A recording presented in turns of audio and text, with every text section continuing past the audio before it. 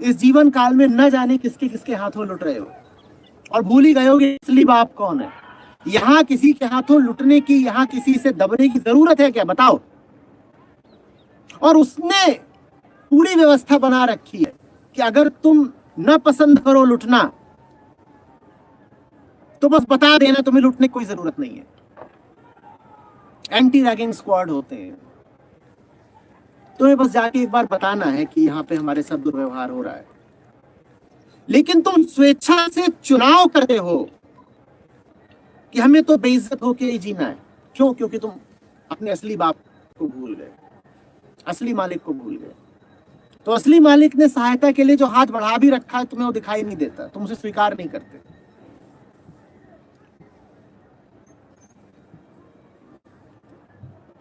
अगर कोई छात्र ये तय कर ले कि उसे रैगिंग नहीं करवानी, तो क्या हो सकती है उसकी? पुलिस से लेकर के संस्थान के प्रशासन तक, प्रबंधन तक सब आ जाएंगे उसकी मदद को, कि नहीं आ जाएंगे? बोलो। तो रैगिंग करवाना, सब सेकेंड ईयर के छोरों को अपना बाप बना लेना, एक चुनाव ही है ना। ये चुनाव किया तुमने, तुम ये चुनाव न करते तो तुम्हें बेआबरू भी नहीं होना पड़ता ना। पर ये चुनाव उन्होंने किया, आदमी वो चुनाव जीवन भर करता है। किसी ना किसी अर्थ में तो रोज हम यही कर रहे हैं। रोज यही कर रहे हो तुम, ऐसों के सामने लुट रहे हो, पिट रहे हो, जिनके सामने लुटने पिटने की जरूरत नहीं, और उनके सामने तुम्हें इसलिए लुटना पिटना पड़ रहा है क्योंकि तुम अपने बाप के नहीं हो। जो तुम्हारा असली सहायक है, जो तुम्हारा असली पिता है, तुम उसकी इज्जत ही नहीं करते। इसीलिए फिर दुनिया के सामने डरे डरे घूमते हो। कोई भी चीज तुम्हें डरा जाती है। अभी यहां जोर से एक मछली उछल पड़े, देखना 5-7 बदबदा के गिरोगे। और इतनी बड़ी कोई मछली, वो भी पानी से बाहर, पानी से बाहर मछली, उसमें क्या बल, भाई बदबदा के गिरोगे, अरे अरे मछली आ गई, मछली आ गई। हर चीज तो तुम्हें डराए रहती है, इसीलिए डराए रहती है। जो उसकी कदर नहीं करेगा, जो उसका असली सहायक है, जो वास्तव में तुम्हारा है, तुम उसकी इज्जत नहीं करोगे, नतीजा ये होगा कि तुम्हें दुनिया भर से डर डर के जीना पड़ेगा। अपने जीवन को गौर से देखो, उसमें डर कितना है। अगर तुम हर छोटी छोटी चीज से डर जाते हो तो कारण एक ही है, तुम में उसके प्रति प्रेम और सम्मान नहीं जो तुम्हारा अपना है। तो सजा तुम्हें फिर ये मिलती है कि डर डर के जियो, जियो डर डर के। डर क्यों जाते हो? डर इसीलिए जाते हो क्योंकि बाप पर भरोसा नहीं, बाप से कोई नाता नहीं। भूल गए हो कि इस दुनिया में दुनिया वालों के मत्थे नहीं आए हो, बाप के मत्थे आए हो। सांस तुम्हारी इसलिए नहीं चल रही कि समाज है, सांस तुम्हारी इसलिए चल रही है क्योंकि परमात्मा है। भूल जाते हो। जब भूल जाते हो तो फिर दुनिया के आश्रित हो जाते हो, फिर दुनिया के आगे नाक रगड़ते हो, दुनिया के आगे डरे डरे रहते हो। रैगिंग करवा रहे हो और क्या कर रहे हो? आम आदमी की जिंदगी और क्या है? 80 साल की रैगिंग। वहां तो 2 महीने में रैगिंग खत्म हो गई थी, फ्रेशर्स पार्टी हो गई थी। तुम्हारी तो फ्रेशर्स पार्टी चिता पर ही होती है, उसी दिन रैगिंग खत्म होती है। मणिकर्णिका क्या है? Freshers welcome.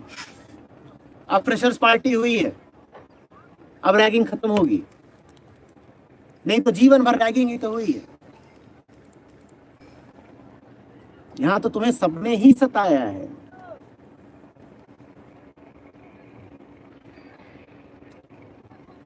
छोटे हो, बड़े हो, अपने हो, पराये हो, पक्षी हो, मछली हो,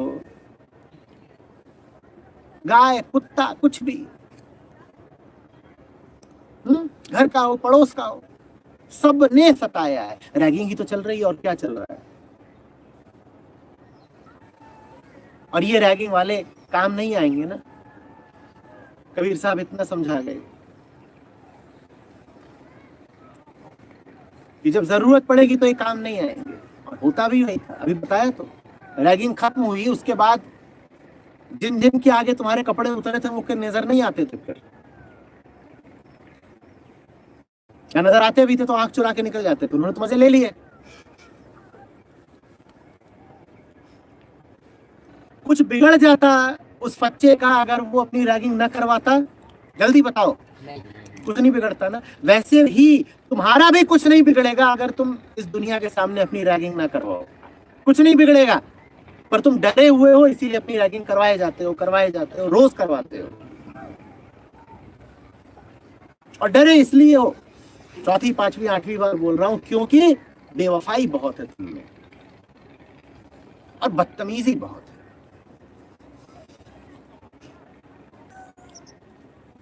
रैगिंग करवाना, डरे रहना, ये सब एक बात है। इन सब बातों का मूल कारण तो समझो। मूल कारण ये है कि जो याद रहना चाहिए उसको भुला देते हो।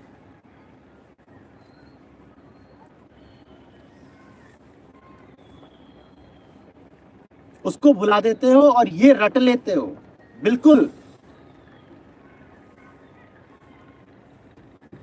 जहन में बसा लेते हो। दुनिया ही सब कुछ है और अगर दुनिया के हिसाब से, दुनिया के इशारों पर नहीं चले तो बड़ा नुकसान हो जाएगा। तुम बच्चे से बात करके देखो, उसको बोलो अरे तू क्या कर रहा है, क्यों सीनियर के सामने नाक रगड़ता है, तो कहेगा बड़ा नुकसान हो जाएगा। उससे पूछो क्या नुकसान हो जाएगा, तो वो साफ साफ बता नहीं पाएगा, पर उसके भीतर एक धुंधला सा भय है जो बैठा हुआ है। उस भय का कोई नाम नहीं, उस भय का कोई चेहरा नहीं। उससे तुम कहो कि साफ साफ बताओ अगर रैगिंग नहीं करवाओगे तो क्या नुकसान हो जाएगा, तो बता नहीं पाएगा। कुछ इधर उधर की दो चार बातें करेगा, व्यर्थ की बातें करेगा।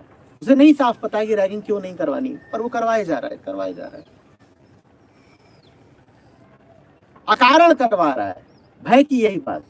तुम उसका कारण खोजने निकलोगे तो नहीं पाओगे, पर वो है।